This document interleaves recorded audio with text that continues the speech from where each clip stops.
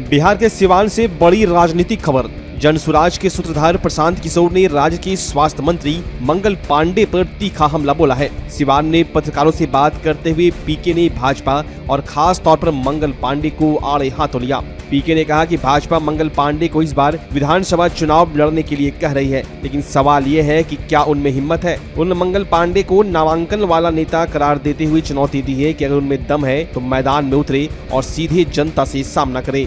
प्रशांत किशोर ने मंगल पांडे के राजनीतिक रिकॉर्ड पर भी सवाल उठा दिए। उन्होंने याद दिलाया कि 2015 में जब मंगल पांडे भाजपा के प्रदेश अध्यक्ष थे तब उन्होंने दावा किया था कि पार्टी को 200 सीटें मिलेगी, लेकिन महज 55 सीटों पर सिमट गए। उसके बाद जब उन्हें बंगाल का प्रभारी बनाया गया तब भी भाजपा को वहां करारी हार का सामना करना पड़ा। प्रशांत किशोर ने मंगल पांडे की मंत्री के तौर पर कार्यशैली पर भी सवाल खड़े किए। उन्होंने NMCH अस्पताल में हुई उस हालिया घटना का जिक्र किया जिसमें एक मरीज के पैर की उंगलियां चूहों ने कुतर दी। पीके ने कहा, भ्रष्टाचार में लिप्त व्यक्तियों को मुझ पर टिप्पणी करने का कोई अधिकार नहीं है। बिहार में भाजपा के अध्यक्ष थे 2015 में।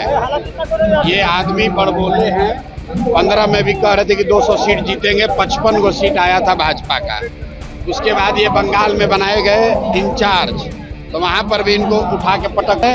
इन लोकसभा में सबसे खराब कहीं अगर भाजपा का प्रदर्शन रहा तो वो बंगाल में रहा। अब यहाँ पर आए हैं और यहाँ पर उनकी छवि क्या है स्वास्थ्य मंत्री के तौर पर, ये हमको बताने की जरूरत नहीं है। कॉटन बैंडेज में पैसा लेने वाले लोग प्रशांत किशोर के बारे में बोलने का दम नहीं रखते हैं। और ये आदमी कोरोना के टाइम में, जो मैंने कल कहा कि कोरोना के जब कोरोना हुआ तो उस समय बिहार का स्वास्थ्य मंत्री मंगल पांडे थे, और जो यहाँ पर अफरा तफरी मची, जो सबसे कम टेस्ट यहाँ हुआ, लोगों को जो परेशानी हुई, उसके लिए ये आदमी जिम्मेवार हैं, कुछ हद तक जिम्मेवार हैं। और ये किस मुंह से बात करेंगे? अभी कल परसों तो आप ही लोग न्यूज चलाए हैं कि ये वो स्वास्थ्य मंत्री हैं NMCH में जहां पेशेंट का पैर चूहा कुतर रहा है, और ये सब आदमी, ये सब नेता को शर्म नहीं आ रहा है। और फिर भी पर इलाज भी हुआ कंपाउंडर के द्वारा। अरे भाई, मंगल पांडे इसी के लिए जाने जाते हैं, खाली मुंह बड़ा है, बड़बोले व्यक्ति हैं, ना राजनीतिक तौर पर कुछ कर पाए जीवन में, और ना प्रशासनिक तौर पर कुछ कर पाए हैं। दम हो तो इस बार पहले बीजेपी वाला दबाव बनाए हैं, आपको बता देते हैं, खुलासा कर देते हैं। इतना इनका हालत खराब है कि मंगल पांडे पर बीजेपी के शीर्ष नेतृत्व का दबाव है कि इस बार चुनाव लड़िए, चुनाव लड़के दिखाइए, क्योंकि आज तक चुनाव नहीं लड़े हैं। सब रिकमेंडेशन वाले लीडर है, नॉमिनेशन वाले, लड़ने वाले लीडर नहीं है। वो तो कह रहे ख्याति प्राप्त करने के लिए आप लगातार उनके ऊपर बोल रहे हैं। किसकी ख्याति प्राप्त? मंगल पांडे के। अब भाई, बिहार के जनता से पूछ लीजिए कि मंगल पांडे बड़ा नाम है कि प्रशांत किशोर बड़ा नाम है। आप तो कई मुख्यमंत्री बनाए हुए हैं, क्या बिहार बदलाव यात्रा से निकले? 4-5 दिन नहीं हुआ, आज तीसरा दिन है। 2 दिन में, एक दिन मांझी में था, दूसरे दिन एकमा में था, और आज तीसरे दिन सिवान आया हूँ। 5 दिन यहाँ रहूंगा।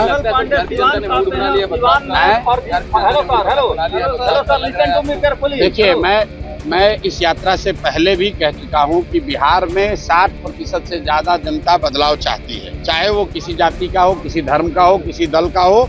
बदलाव सब चाहते हैं, सब चाहते हैं कि बिहार में व्यवस्था बदले। हर व्यक्ति चाहता है कि बिहार में सुधार हो, जो अभी की व्यवस्था चल रही है इसमें परिवर्तन हो। ये जरूरी नहीं है कि हर आदमी जो बदलाव चाहता है वो जन स्वराज को चाहता है। मैं गलत बात नहीं करता हूँ।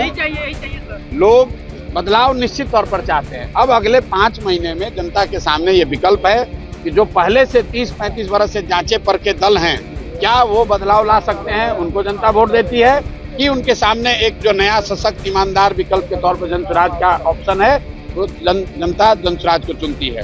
बदलाव तय है। निजाम, बिहार का निजाम नवंबर में बदल जाएगा, नया मुख्यमंत्री बनेगा, ये लिख के ले लीजिए। बदलाव तय है, कौन बनेगा उसका फैसला अगले 4 महीने के लोकतांत्रिक लड़ाई में तय हो जाएगा।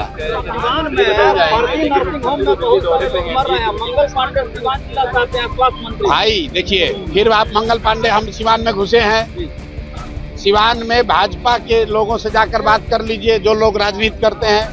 हर आदमी अगर एक व्यक्ति को दोष ठहराएगा तो जिस व्यक्ति का आप नाम ले रहे हैं उसी को दोषी ठहराएगा। कि भाजपा का पूरा संगठन, भाजपा के जो ईमानदार यहाँ कार्यकर्ता रहे, लड़े हैं, वो सब आदमी भाजपा छोड़कर दूसरे दलों में है। क्यों?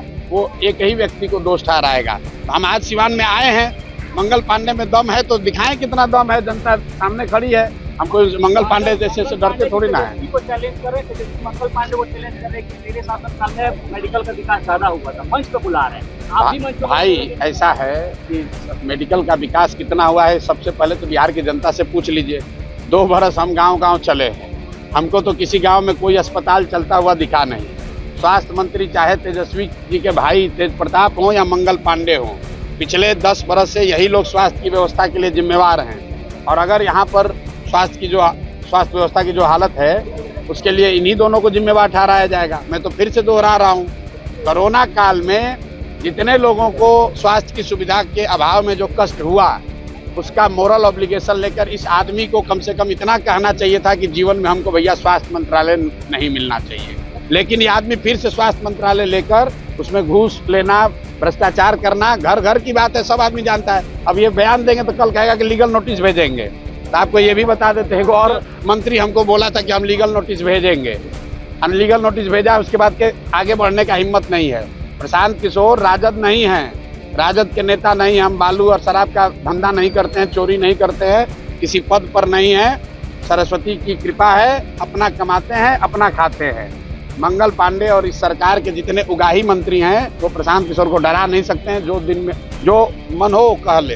प्रशांत किशोर जिंदाबाद जिंदाबाद जिंदाबाद। आपको बता दें कि बिहार बदलाव यात्रा के तहत प्रशांत किशोर राज्य भर में घूम कर सभाएं कर रहे हैं और अपनी मुहिम को संगठनात्मक स्तर पर मजबूत कर रहे हैं। विधानसभा चुनाव को लेकर यह बयानबाजी राजनीतिक हलकों में गर्मी जरूर ला रही है। ऐसे ही राजनीतिक हलचलों और जमीनी सच्चाइयों से जुड़े अपडेट्स के लिए आप देखते रहिए टीवी अंग प्रदेश।